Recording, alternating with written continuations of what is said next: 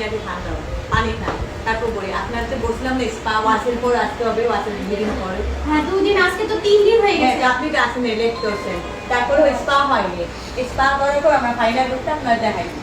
ও আচ্ছা, তাহলে সুন্দর হবে তো? সুন্দর হয়ে যাবে। সবাই বলতেছে এ ভাই না discount জেনে হবে। না বুঝে আপুকে কতগুলি বেশি কথা বললাম। আমি তো 3 দিন মাথায় পানিই দেই না, তাহলে আমার চুলগুলো তো এরকম হবে? আমার ওয়াশ করা বাকি ছিল।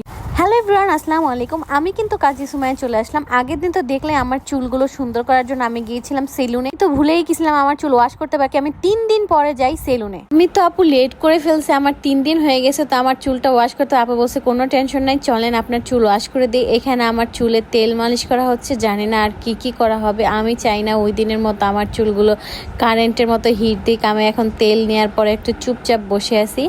আমার তেল নেওয়ার পরে হচ্ছে আমার ওয়াশ করার পর এই পজিশনে আমাকে পুতুল আপু নিজেই আমার চুলগুলো সুন্দর করে ড্রাই করে মানে শুকাই দিচ্ছে।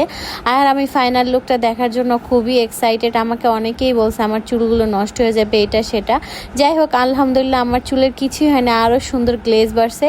তো আমি এখন থেকে রেগুলারই, মানে আমি আগে থেকেও আসতাম, বাট ওভাবে ভিডিও করা হয়নি বলে জানা হয়নি। তোমরা কিন্তু এই সেলুনে অবশ্যই সার্ভিস নিতে চলে আসবে। আল্লাহ হাফেজ। আর হ্যাঁ, এখানে কিন্তু 40% ডিসকাউন্ট চলছে, তো ডিসকাউন্ট অফার নেওয়ার জন্য সবাই চলে আসো।